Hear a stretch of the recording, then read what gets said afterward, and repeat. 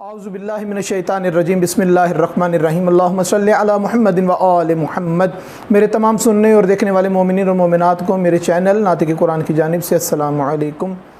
گزشتہ کلپ میں پانی کی اقسام کا ذکر کیا گیا کہ پانی کی دو قسمیں ہیں، پانی یا تو مطلق ہوتا ہے یا مضاعف ہوتا ہے۔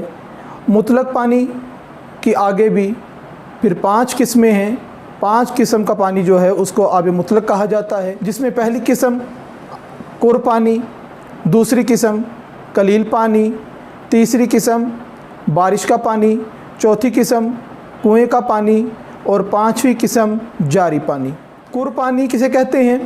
قر پانی جو فقہاء نے ایک مقدار مقرر کی ہے کہ جو ایسے کسی حوض کو، ایسے برتن کو بھر دے جس کی لمبائی، چوڑائی، گہرائی ہر سمت سے 3.5 بالشت ہو۔